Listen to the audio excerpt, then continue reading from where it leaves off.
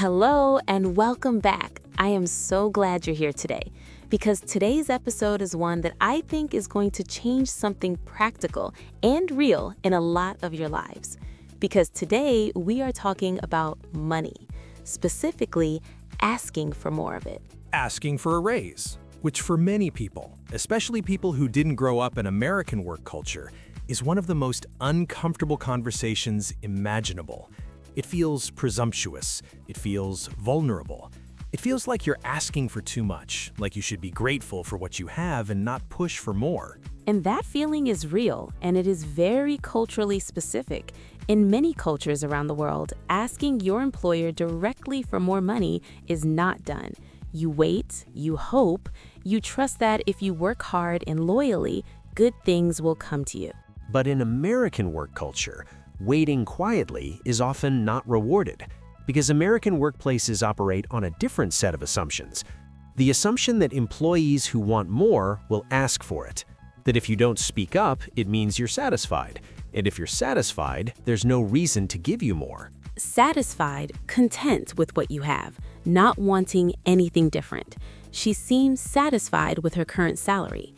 In an American workplace, appearing too satisfied when you actually want more can work against you because it sends a signal that isn't accurate. In the result, for many immigrants, for many people from cultures where asking feels inappropriate, is that they are underpaid for years, doing excellent work, getting quiet praise, but not getting the raise that their American colleagues who asked already received. That is such an important thing to name. The pay gap between people who ask and people who don't is real. It's documented, and it disproportionately affects women, immigrants, and people from cultures where directness about money is uncomfortable. Disproportionately, to a larger degree than is fair or expected, the wage gap disproportionately affects certain groups. When something affects one group more than others, especially in an unfair way, disproportionately is the word. It is a powerful word for naming injustice with precision. So today, we are fixing that. We are going to give you the language, the strategy, the confidence, and the exact words to have this conversation. Not in a pushy way, not in an aggressive way, in the clear, warm, professional way that actually works. In the way that gets results. Okay, check-in time. How are you doing today? Full sentence. I feel nervous today because I've been wanting to ask for a raise for 6 months and I keep putting it off. Or, I feel motivated today because I've finally decided I'm worth more and I need to learn how to say it. Both of those are wonderful. Both of those are true for many people. And today's comment challenge, I'm your name from your country, and today I feel emotion because reason. Drop it in the comments. We read every single one. Let's get into it. Today's episode is How Americans Ask for a Raise, Real Conversation. And I want to be honest with you, this is not a short topic, because asking for a raise well involves more than one conversation. It involves preparation weeks or months before. It involves understanding your value. It involves timing. It involves knowing what to say when they say yes and what to say when they say no. We are covering all of it, step by step, with real example conversations you can listen to, pause, rewind, and practice. This is B1 level, clear and natural. And if this topic feels personal, good. Let it feel personal. That's what'll make the vocabulary stick. Let's start at the very beginning. Let's name the fear, because naming it takes away some of its power. Why does asking for a raise feel so difficult? A few reasons. First, fear of rejection. If you ask and they say no, that feels humiliating, like you reached out and were told you're not worth it, even when that's not what no means at all. Second, fear of seeming greedy. In many cultures, wanting more is seen as ungrateful, materialistic, or selfish. You should be happy with what you have. Being content is virtuous. Asking for more is not. Third, for immigrants specifically, fear of appearing difficult. You worked so hard to get here. You're grateful for the opportunity. You don't want to rock the boat. You don't want to be seen as a problem. Rock the boat, an idiom meaning to cause trouble or disturb a stable situation. She didn't want to rock the boat by asking for more money. The image is of a boat that's moving smoothly and someone standing up and throwing everything off balance. In immigrant communities especially, not rocking the boat can feel like survival. And all of these fears are understandable. They come from real places, cultural, emotional, historical. We are not dismissing them. We are just asking you to hold them alongside this fact. You are worth fair compensation. That is not greed. That is reality. Compensation, the total pay and benefits you receive in exchange for your work. Salary, bonuses, healthcare, time off, all of it together is your compensation. She negotiated her total compensation package, not just the base salary. It's a more formal professional word than just money. In work conversations, use compensation. And here is something important about American work culture specifically. Asking for a raise is not seen as disloyal or aggressive here when done professionally. Most managers expect it. Many managers respect it. It shows that you value yourself, that you're paying attention to your own career, that you know your worth. Know your worth, a phrase that means understanding your own value and not accepting less than what you deserve. She finally knew her worth and asked for what she deserved. It's one of those phrases that has become part of everyday American vocabulary, and it applies directly to salary conversations. Okay, before you say a single word to your manager, you need to do homework. And I don't mean casual thinking, I mean real preparation. Because walking into a raise conversation unprepared is the fastest way to get a no. Step 1. Know the market rate for your role. The market rate is what other employers are currently paying for someone with your skills, experience, and location. This is public information. There are websites specifically for this. Glassdoor, LinkedIn Salary, Levels.fyi for tech roles, Bureau of Labor Statistics for broad data. Market rate, the standard price or salary for something in the current market. I researched the market rate and found I'm being paid about 15% below the average for my role in City. When you walk in with a market rate number, a real researched number, you are not asking for more because you feel like it. You are asking for more because the data supports it. Step 2. Document your contributions. Make a list, a real, written list of the things you have done since your last salary review or since you started. Specific things, projects you completed, problems you solved, revenue you brought in, or costs you reduced, people you trained or helped, improvements you made. This list is your case, your argument, your evidence, as we say in the interview episode. The more specific and quantified, the stronger. I managed a project that brought in $40,000 in new client revenue. That's a raise argument. I work really hard, that's not. Step 3. Decide on a number. Before you go in, know what you want to ask for.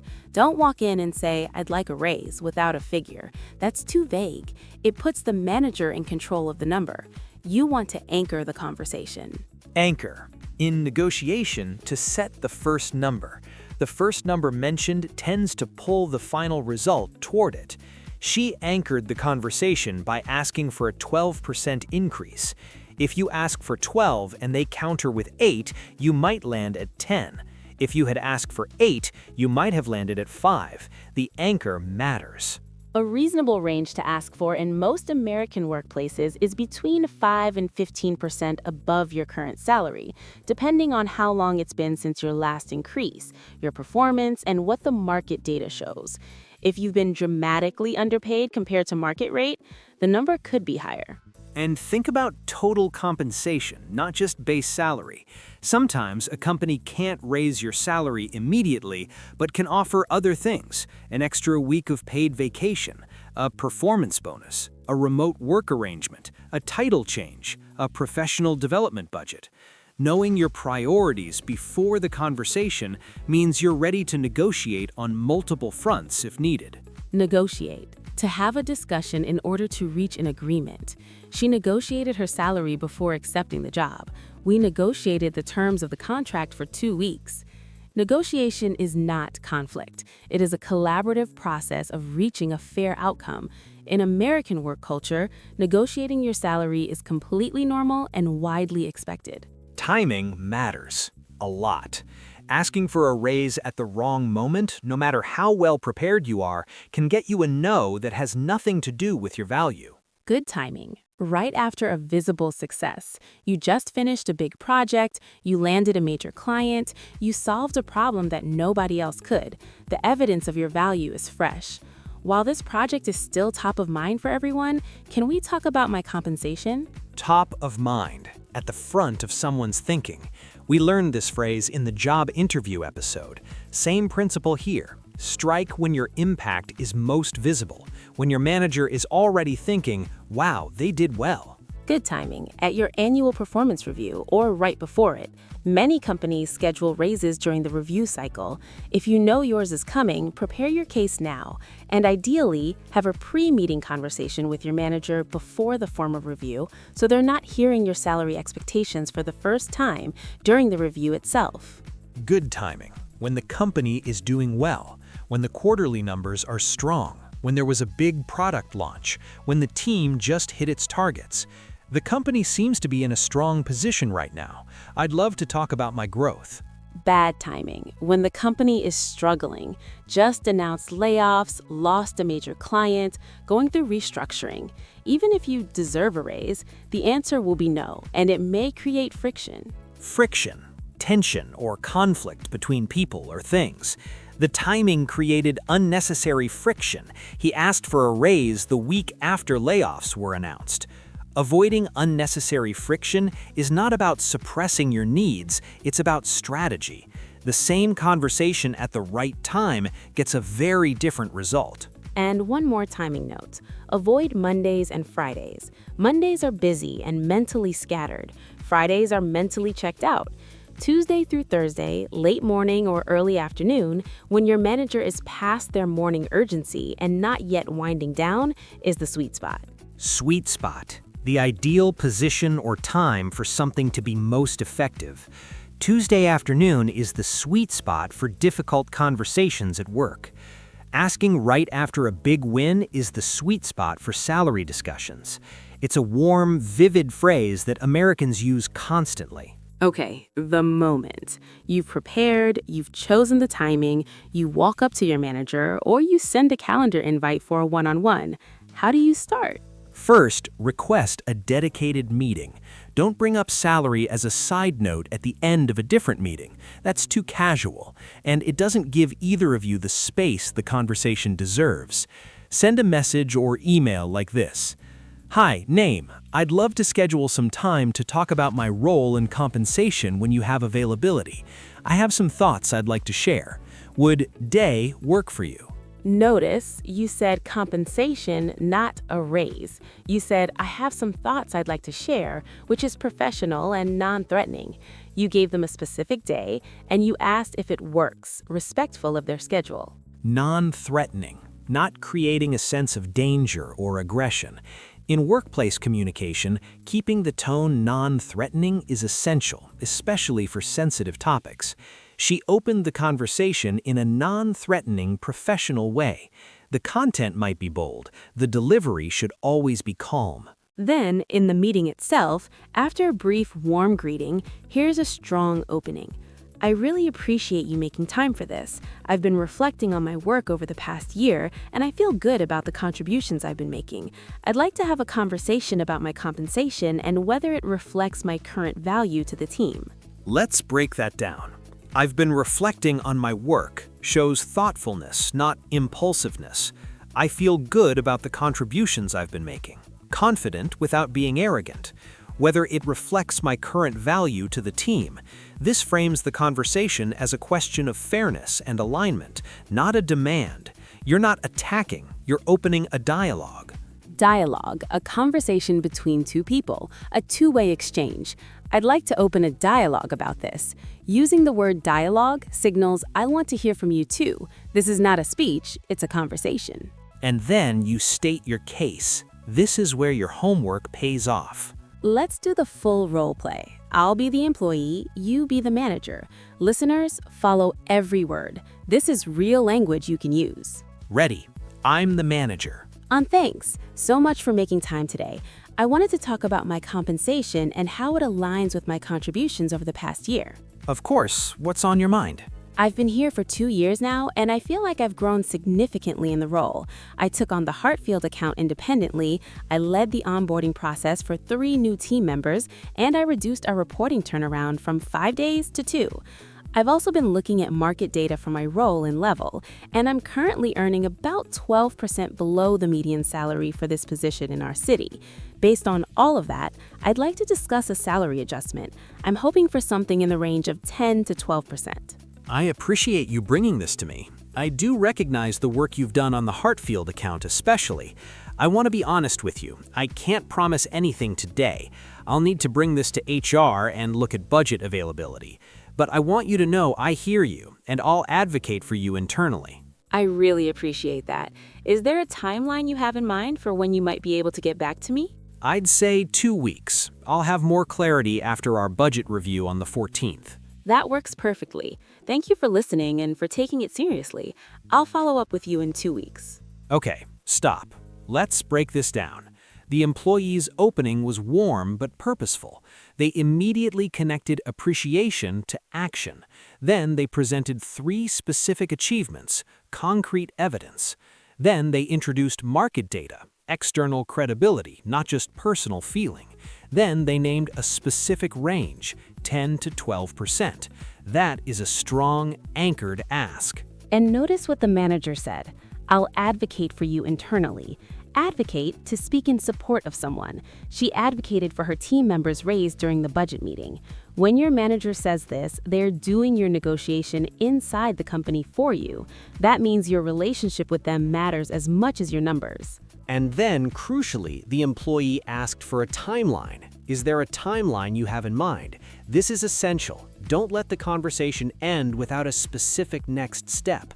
A vague, "I'll look into it," can disappear for weeks. A specific date, "I'll have clarity by the 14th," gives you something to hold. Now, what if they say no? Because sometimes they will. And this is not the end. This is actually a critical moment that most people handle badly because they either accept it silently and feel crushed, or they react with frustration and damage the relationship. There is a third way, and it's the right way. When you hear no, you stay calm, you ask for information, and you build a path forward. Let's role play a no. I brought your request to HR, and unfortunately, we can't approve a salary increase at this time. The budget is frozen until Q3. I understand, and I appreciate you advocating for me. Can I ask, is this a question of budget timing, or is there also a performance component I should be aware of? It's purely budget. Your performance has been excellent. We just don't have room this cycle. That's helpful to know. Thank you. Can we schedule a conversation for when the Q3 budget opens?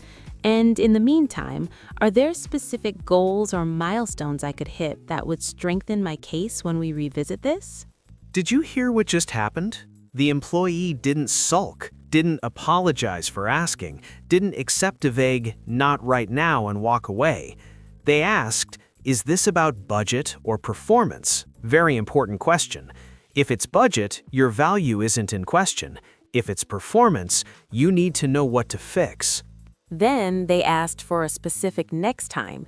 And then, and this is the most powerful move, they asked, what would strengthen my case? That turns a no into a roadmap. Roadmap, a plan that shows the steps to reach a goal. The manager gave her a roadmap, 3 specific goals to hit before the next budget cycle. A roadmap turns disappointment into direction. It gives you control.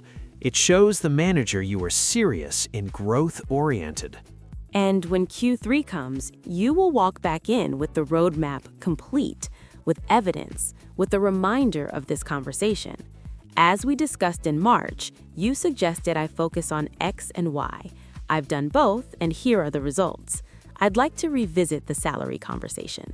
You cannot be ignored when you come in like that. Prepared, consistent, professional. That is a person who gets what they ask for. Not always immediately, but eventually. There is one more scenario worth talking about: the counteroffer. When you receive a job offer from another company and you actually want to stay at your current company, you can use that offer as leverage. Leverage, something that gives you power or advantage in a negotiation. She used the competing offer as leverage to negotiate a higher salary at her current job. It's a delicate situation. Done well, it can result in a significant raise. Done poorly, it can damage your relationship or even cost you your job. The key: only use a competing offer as leverage if you genuinely would consider leaving. If your manager calls your bluff and says, "We can't match it, we understand if you need to go," you need to be ready to actually go. Don't use leverage you don't have. Call your bluff. To challenge someone to do what they're threatening to do because you believe they won't actually do it. He called her bluff, and she had to follow through. In negotiations, a bluff is a statement you can't back up. Never make one. If you have a genuine offer and you want to stay, the conversation sounds like, "I've received an offer from another company at salary amount. I'm not looking to leave. I'm genuinely happy here and I believe in what we're building, but I want it to be transparent with you and give you the opportunity to respond if that's something the company is able to consider." Transparent, open and honest, not hiding information or motives. I want to be transparent about my situation. In American professional culture, transparency is a highly valued quality. Using the word itself, "I want to be transparent," signals integrity and respect. That opening is strong. It says, "I have options. I'm not desperate, but I'm choosing to come to you first because I value this relationship." That is leverage used with dignity. Dignity, the quality of being worthy of respect, handling a sensitive situation with composure and self-respect. She handled the whole conversation with dignity, calm, professional, and clear. You can be bold and dignified at the same time. The two were not opposites. I want to come back to something we touched on in the opening, because I think this deserves a real, honest conversation. Why is asking for a raise specifically hard for many immigrants? And what does understanding that difficulty actually help you do? In many cultures, especially cultures with strong traditions of hierarchy and deference, the relationship between employee and employer is not equal. The employer holds power. The employee owes loyalty and respect. Asking for more is almost like questioning the employer's judgment, like saying, "You didn't give me what I'm worth," which is, in those cultural contexts, potentially insulting. Deference: polite submission to the opinion or will of someone with more authority. In some cultures, deference to elders and superiors is a deeply held value. And deference is not weakness. In its cultural context, it is respect. It is social harmony. It is how things work. But in American work culture, the employer-employee relationship is more transactional. Both parties bring something. The company brings a salary and opportunity. The employee brings skills and labor. Both are expected to advocate for their interests. Neither is expected to simply accept whatever the other offers indefinitely. Transactional, based on exchange. Each party gives something and receives something. The employment relationship in America is relatively transactional. Both sides negotiate their terms. This framing can feel cold if you're used to a more relational model of work, but it can also be liberating because in a transactional relationship, you are allowed to ask for your fair share. And I want to say something with care. The fact that immigrants often don't ask and therefore are often underpaid is not a personal failing. It is a cultural adaptation. You were taught to behave this way. The world where that behavior made sense was real. You were not broken for feeling uncomfortable asking. You are not broken. You are just navigating a new set of rules. And today, you have those rules in your hands, in your language. You can use them. You can use them. Okay, word tour. Slow and easy. Let's walk through these together, one at a time. Take a breath, let them land. Word 1, compensation. The total pay and benefits received in exchange for work. Salary, bonuses, healthcare, time off. Example, I'd like to discuss my total compensation, not just my base salary. Word 2, disproportionately. To a larger degree than is fair or expected, more than the equivalent share. Example, the wage gap disproportionately affects immigrants and women who don't negotiate. Word 3, market rate. The standard salary for a specific role in the current job market. Example, I researched the market rate and found I'm earning about 10% below average. Word 4, anchor. In negotiation, to set the first number, which tends to pull the final result toward it. Example, she anchored the conversation by asking for 15%, and they settled at 12%. Word 5, negotiate. To discuss in order to reach a fair agreement. Normal and expected in American work culture. Example, always negotiate your salary. It's expected, and most managers respect it. Word 6, friction. Tension or conflict between people. In the wrong timing, a raise conversation can create unnecessary friction. Example, he avoided friction by waiting for a better moment to have the conversation. Word 7, sweet spot. The ideal position, timing, or condition for something to be most effective. Example, right after a big success is the sweet spot for asking for a raise. Word 8, non-threatening. Not creating a sense of danger or aggression. Calm and professional in delivery. Example, she kept her tone non-threatening, even though the topic was difficult. Word 9, dialogue. An open exchange between two people. Example, I want to open a dialogue about my compensation. I'd love to hear your perspective too. Word 10, roadmap. A plan that shows the specific steps needed to reach a goal. Example, when they said no, I asked for a roadmap. What exactly would I need to do to earn a raise by Q3? Word 11, leverage. Something that gives you power or advantage in a negotiation. Example, the competing offer gave her leverage and she used it to negotiate a 20% increase. Word 12, transparent. Open and honest about your situation, intentions, or information. Example, I want to be transparent with you. I've received another offer and I'd like to talk about staying. Word 13, deference. Polite respect and submission to someone with more authority. Example, her cultural background taught deference to employers. Learning to negotiate felt uncomfortable at first, but powerful once she did. 13 words. Every one of them is a tool. Pick one that fits where you are right now, in your job, in your life, in this conversation you've been putting off. And I want to ask you directly, have you been putting off asking for a raise? If yes, what is stopping you? Write it in the comments if you feel comfortable. You might be surprised how many people are in exactly the same place, and how much it helps to say it out loud. That was our episode, How Americans Ask for a Raise. Real conversation, why it feels hard, how to build your case, how to time it, how to open the conversation, the full role play, what to do when they say no, the counteroffer, and the cultural context that makes this especially challenging for immigrants. And I want to end with this. Asking for what you're worth is not arrogance. It is not ingratitude. It is not rocking the boat.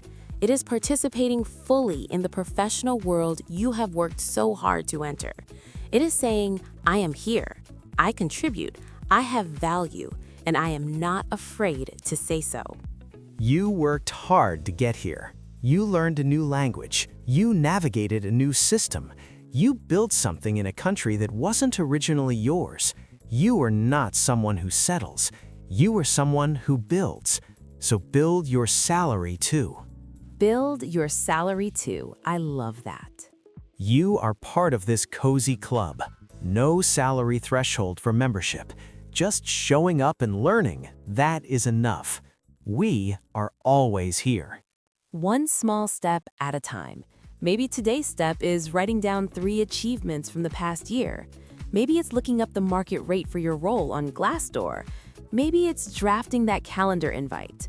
Any one of those steps is the beginning of a conversation that could change your financial life. Any one of those steps matters. Leave us your comment. I'm name from place, and today I feel emotion because reason. Like this episode, subscribe, and share it with one person who works hard and deserves more and just needs the words to ask for it. Just one person.